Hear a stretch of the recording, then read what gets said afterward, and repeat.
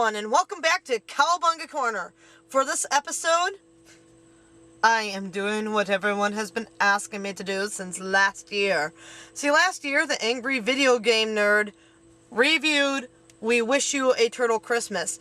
And since then, everyone has been at me going, when are you going to do a review of We Wish You a Turtle's Christmas? Well, I had to do it at some point, but I wanted to save it for at least the right time of year, so here it is. Cowabunga Corner's review of We Wish You a Turtle's Christmas. All opinions inside this episode are mine and mine alone. I cannot speak for the rest of the Cowabunga Corner staff on this one. I am an actual fan of We Wish You a Turtle's Christmas. And the reason I say this is because it is something done for the children.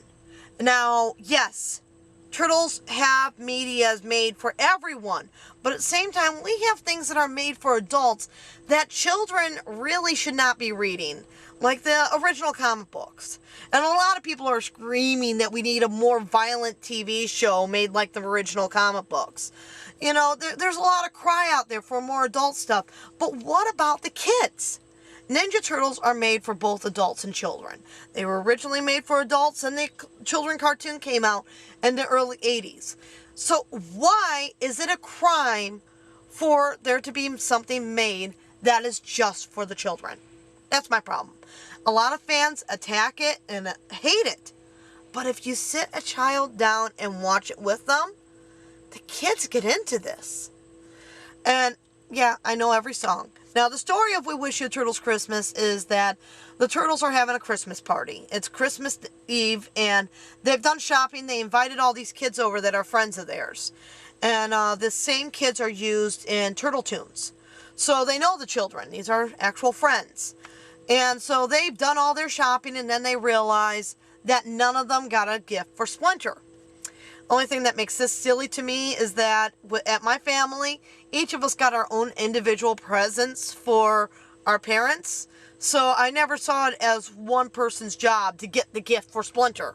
It should have been Leo had a gift, Mike had a gift, Don had a... So there wouldn't have been a problem in the first place. But no, they decided to pick one turtle that's supposed to get a gift each year. What? But okay, that's their storyline. That was their way of getting all these songs to work in. And they went through, they made up all these songs. All the songs are written just for this Ninja Turtle video. So we have, you know, Deck the Halls, but they did it in their own way, decking the tree up and decorating a tree. That's what they came in on. And they got the turtles singing there, and they actually mentioned Shredder, Bebop, and Rocksteady during the song. So you know that this is attached more to the original cartoon series because they're talking about Bebop and Rocksteady. They're bringing them into the songs. And they goof off. They're showing this layer. This layer is definitely a set only made for these turtles. And also these costumes. They're not the same costumes from the Coming Out of the Shells tour or something. These are different costumes. But it is the same actors from the Coming Out of the Shells tour. This is the same group. The musical side of the turtles moving on to a different area. And then they go over who's got what gifts. And all of a sudden they realize, Splinter don't have a gift. So they have to go shopping on Christmas Eve. So the turtles head up topside with another song, because it is a musical tape. So you got the turtles going up to go shopping. And Mike's all happy because he actually enjoys doing this. But Raph's, come on, let's get this done. They get up there and then they have to try and find a gift. And my favorite song inside this video happens to be Getting a Gift for Splinter, where they're goofing off playing with the kids down inside this like subway entrance area. You see them coming down the steps and the kids down there dancing and singing to it. Yeah, they're goofing off a lot, and there's a lot of mess ups, or there's just, it's really, really corny. But it's corny in a way that if you don't try to take it serious, you can have fun with it. I'll say one of the biggest funs I have with this video is torturing those who take it too serious by showing them the video. So I can get along with getting a gift for Splinter. The worst part of it is Leonardo screaming, "Oh baby," with every verse. It did not make sense for that. But I like the interaction between them and humans. And you don't get to see too many costume interactions with other humans besides April or Casey. And the next mutation, you barely see any humans at all. I mean, there's the episode where they have a party and stuff, but really, I enjoy seeing interactions between this. So having the kids out there dancing and playing the music with the turtles was something that I thought was a nice touch. And for children who are watching this, which this is made for children, so for the kids, it's fun for them to see the turtles actually playing, not going out and kicking butt, but actually taking some downtime and goofing off with other kids. So I enjoyed this. I thought this was fun. Then it shows them go up to Central Park where Michelangelo did the opera. My least favorite song in the full show. It slows it down a bit. It kind of brings this little bump in the road. I like the other turtles kind of picking at him to try and get him to stop, but I don't see Mike going with opera. And then we jump from the opera scene to them picking out gifts. And you could tell the gifts they're picking out are not for Splinter, but things they would want. And then we go downstairs and Leonardo sings the second worst song inside the show. I'm not into rap, so a song called Rap Rap does not get my attention at all. It's something I could definitely torture people with because I know a lot of others who do not like rap. So, yeah, we'll sit down and I'll go, I'm wrapping up my rap Christmas song and pick on the people. But, yeah, I don't really care for that song either.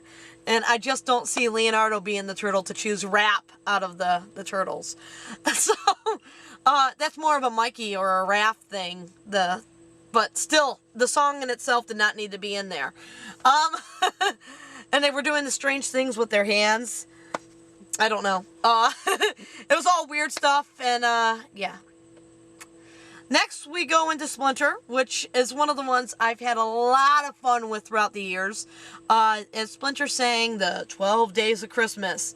And I used to type this out online, tormenting people around Christmas time. I'd actually have the full song set up to where I could press it in IRC and the song would pop up. I don't have that on my newer computers, but I used to be able to, like, make the full song come up in front of people. I'm like, ha ha.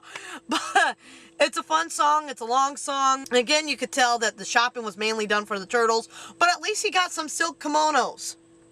That's the real gift in there. And you know, April O'Neil autographs, I don't see Splinter needing his friend's autograph. So, there's just a lot of silly things in there. I mean, manhole covers, Splinter with video games is not something I see. Comic books, I found it hilarious that they were actually using the Archie Ninja Turtle comic books for that. That was awesome. But that pizza with pepperoni, I don't think it was edible. So, if you're going to get me a pizza, or if you're going to get someone a pizza, it's usually good to get one that they can eat, not a framed pizza to put on a wall. So, who knows, but they had fun. They did the Splinter 12 Days song, and then, of course, Splinter does his little thing about it being about being together, and he's overwhelmed by all the awesome presents that his students gave him, and the kids are all here now. So it's the same kids from earlier in the video are now down there for the Christmas party. I'm wondering where these kids' parents are, but you know, it's something to see the kids again down, getting to hang out inside the turtle's lair. And they get to do their song. And their last song, of course, is We Wish You a Turtle's Christmas. Which, as we see on the videotape, is the title. And it's their way of We Wish You a Christmas, Merry Christmas, but they add turtle in there. And there's some good lines in there. We wish you a year that you'll never forget. Together we will hope to make the best New Year's yet. And lines like that, you know, it's just something fun to do with the kids.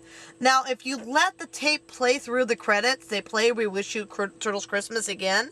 Just let it play through, and then there's the turtles bickering in the darkness, talking at the end, after the music is done. They're talking about the gifts, and if they like the gifts they got, and Donatello picks on We Wish You Turtles Christmas. Overall, We Wish You Turtles Christmas is a fun video. The actors who worked on it put their heart into it. They wanted to make something for children that children can enjoy, just like the Sesame Street crew does and many other children programming shows do.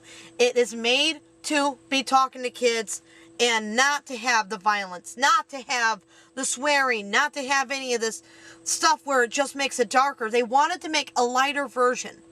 And they should be allowed to make this lighter version without everyone sitting down going, oh, that's a piece of crap because it's not made like the comic books made. But it's not meant for the readers of the comic books. If you can't stand children programming, if you can't turn on PBS and sit down and watch an episode of Arthur or Sesame Street, if you can't watch that stuff, then no, this video is not made for you. But that doesn't mean you have to go out there and pick on it. It's made for those of us who enjoy the children's stuff. And personally, I think there needs to be more out there for children. Because lately, kids are violent. I've been seeing kids very violent. I was gang beaten as a kid. And I think it has a lot to do with the inspirations that kids are getting from TV and their parents. No, I cannot blame TV alone. I watched all those violent shows when I was a kid. I watched Thundercats. I watched He-Man. I watched Turtles.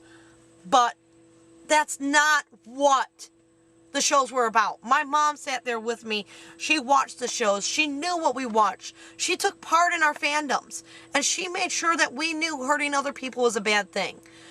But a lot of people don't do that.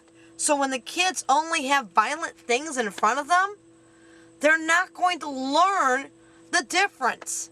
So having a few good things out there where kids can enjoy it, go, oh wow, the turtles actually do take time where they don't have to fight a villain.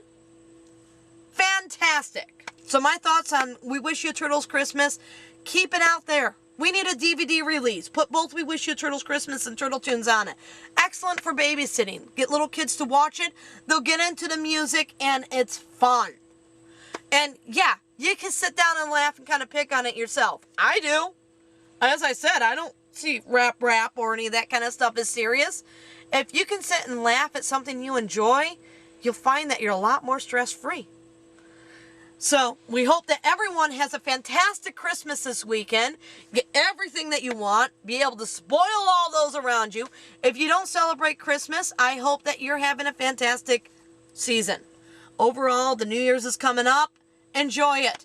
And next week on Cowabunga Corner, the episode is about my favorite relationship in Ninja Turtle history. The turtle couple of Raphael and Ninjara.